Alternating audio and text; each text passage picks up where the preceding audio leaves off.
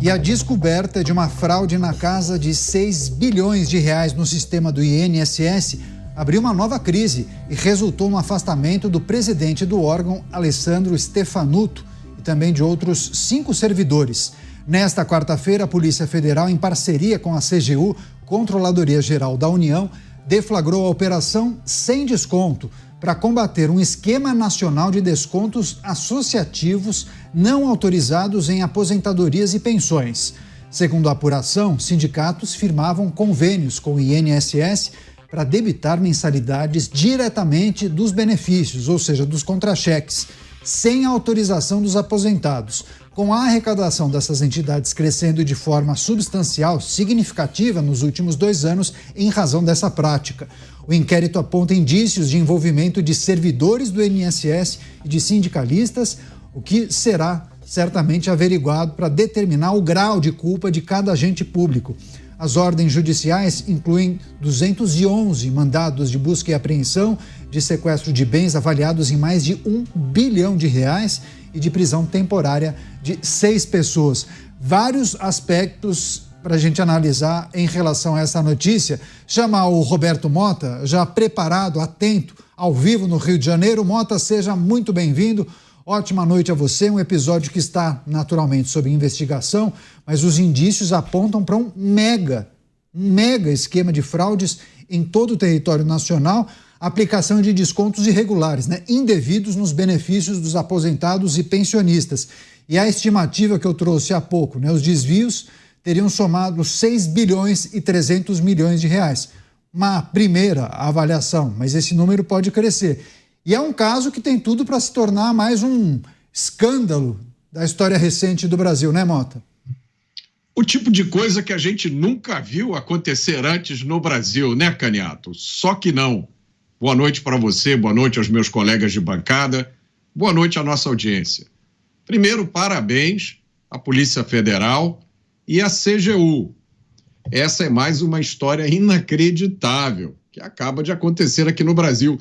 Dezenas de associações sem fins lucrativos foram autorizadas pelo INSS a descontar mensalidades direto dos benefícios de aposentadoria e pensão.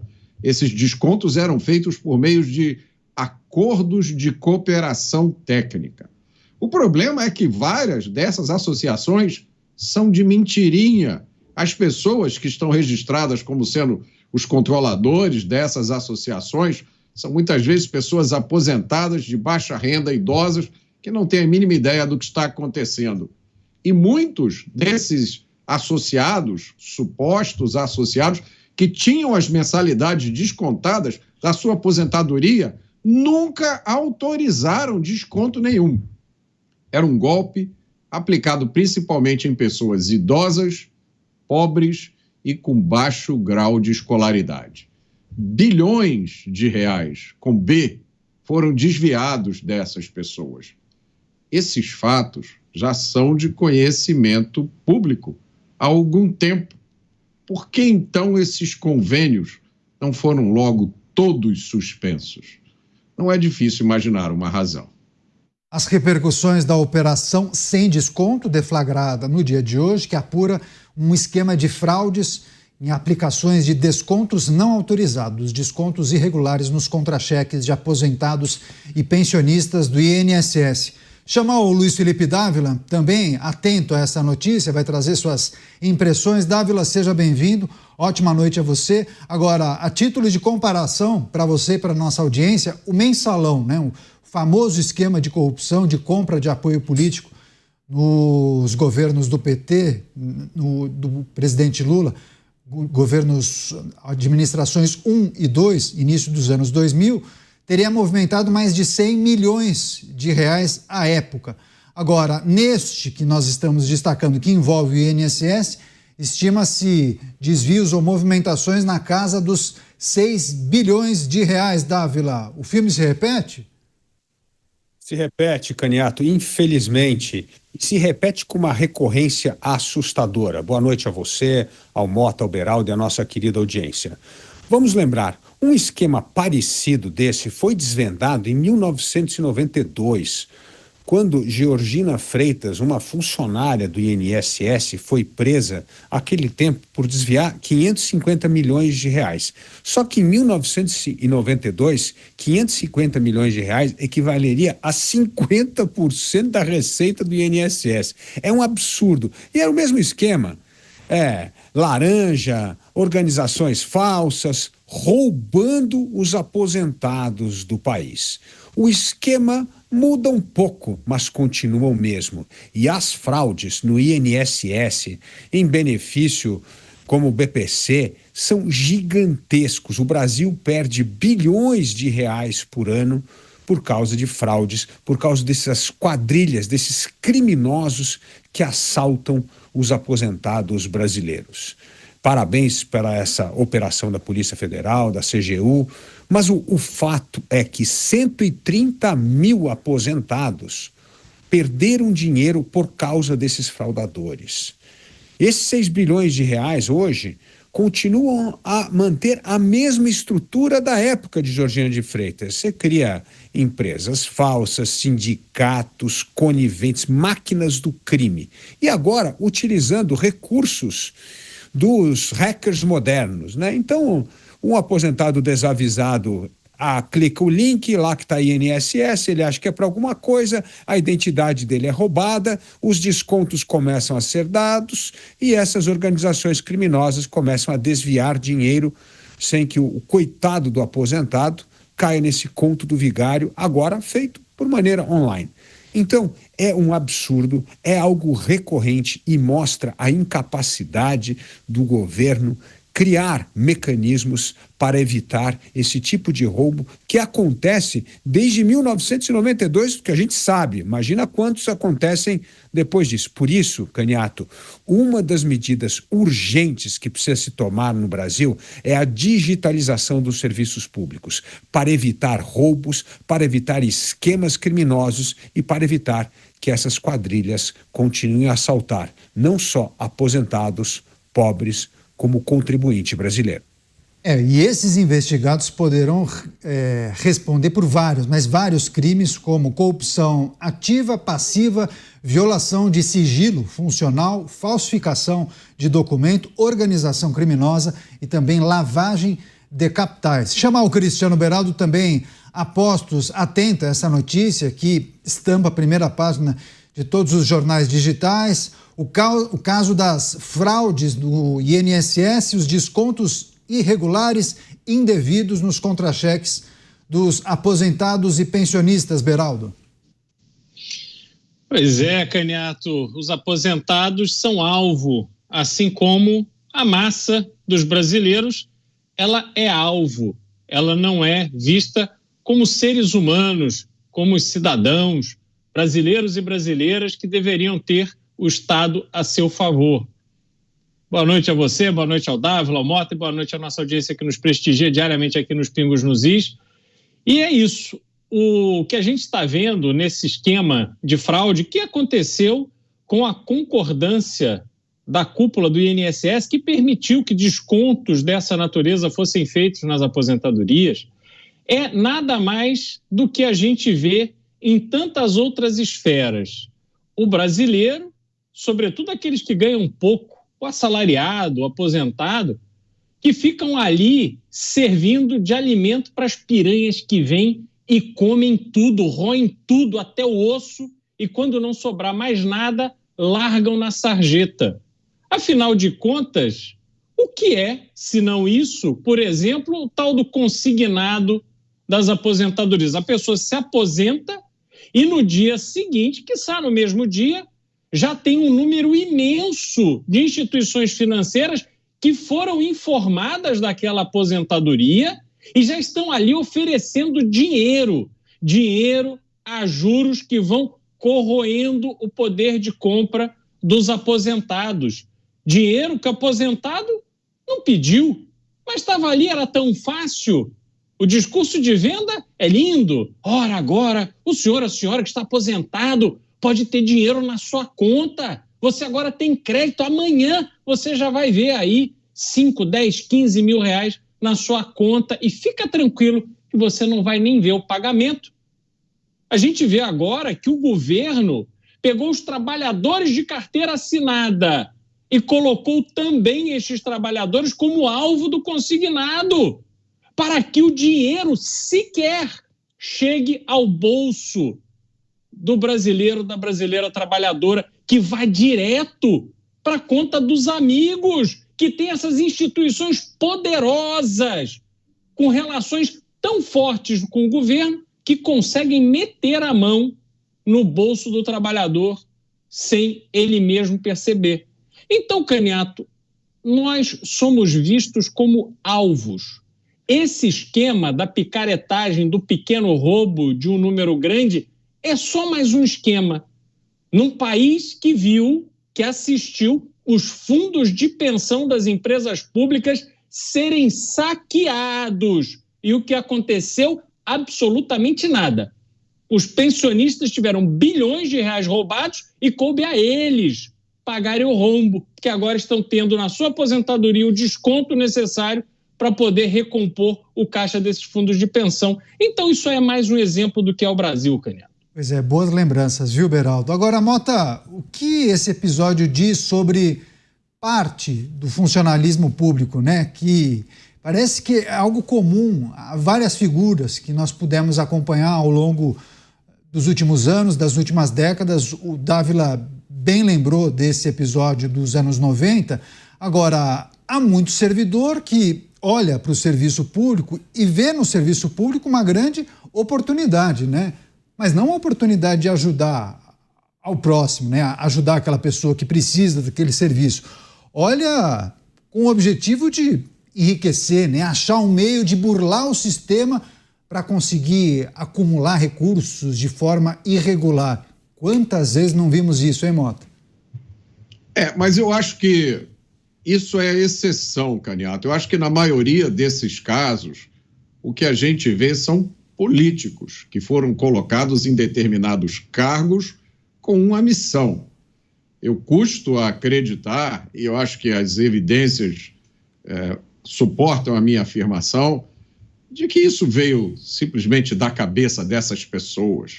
Eu acho que essas pessoas, quando são colocadas nesses lugares, elas já vão com uma missão. É importante a gente deixar bem claro o que foi que aconteceu nesse caso. Então eu vou explicar. Caro espectador, caro ouvinte, imaginem o seguinte: nós quatro aqui criamos uma associação. Associação Beneficiária por uma Vida Melhor. Aí a gente coloca essa associação no nome de um laranja.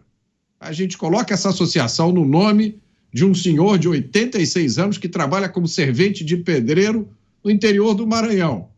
Aí a gente bate na porta do INSS pedindo para fazer um convênio, dizendo: olha, a Associação do Benefício da Vida Melhor quer descontar as mensalidades direto das aposentadorias. E o INSS concorda. Veja só, não fez nenhuma checagem para ver se essa associação é de verdade, para ver se as pessoas que estão listadas como diretores dessa associação realmente trabalham nela. Não. Está feito o convênio. Aí agora, o próximo passo, a gente apresenta para o INSS uma lista de pessoas. Diz: olha, esses aposentados todos aqui são associados da nossa associação. A gente quer que você desconte R$ 45,00 do contra-cheque de cada uma dessas aposentadorias. R$ 45,00, muita gente nem vê esse desconto lá. São milhões de pessoas. Então, todo mês entra uma fortuna na conta da nossa associação, que a gente prontamente desvia para algum lugar. Aí, imaginem vocês que alguns desses aposentados olham e reclamam: olha, eu não autorizei esse desconto assim. Mesmo assim, imaginem vocês, os descontos continuam, né? Enquanto as outras pessoas não reclamarem, o esquema continua. E agora, imaginem vocês, estão fazendo uma operação contra esse esquema. O esquema foi denunciado porque é um esquema antigo, né? A gente não se deu nem ao trabalho de criar uma coisa nova. Mas olha, a associação já ganhou muito dinheiro. Sabe o que nós vamos fazer agora? Nós vamos contratar os melhores advogados do país. E vamos ver no que é que vai dar isso. Pois é, inclusive essas associações apresentavam a lista dos aposentados que, em tese, teriam concordado. E anexavam os documentos desses aposentados e tinha, inclusive, uma ficha com a assinatura dos mesmos. Claro, assinaturas falsas. Você, Dávila, assim, é recorrente, né? Entra governo, sai governo, muitas vezes demora um pouco mais, mas, via de regra, sempre estoura algum caso muito parecido. Claro que eu mencionei parte do funcionalismo público, porque não é possível generalizar. Certamente a maior parte dos funcionários são pessoas muito corretas, que trabalham, se dedicam e ficam envergonhados, né, quando se deparam com um esquema como esse. Mas não é possível avançar com um projeto desse por tantos anos se não tem a conivência de alguns servidores públicos, né? É verdade, Caniato. E aí é o defeito, a falha da governança pública. Governança pública significa ter justamente acessos que você pode contestar, como bem disse o Mota. Bom, essa organização criada, quantos anos está no mercado, quanto que opera, não pode entrar qualquer um. Aí qualquer um entra no sistema. Depois, tem a cumplicidade. Não só o presidente está sendo julgado, mas 5 diretores. E tudo, de novo, o segundo ponto aí, é a digitalização. Como é que nós não conseguimos cruzar dados para entender essas fraudes? Por exemplo, aumento de patrimônio pessoal dos fraudadores. De repente uma pessoa começa a ganhar 300, 400 mil reais numa empresa que faturava nada. Você precisa checar. Agora, veja que coisa interessante, como é preciso a conivência de pessoas mal intencionadas, né?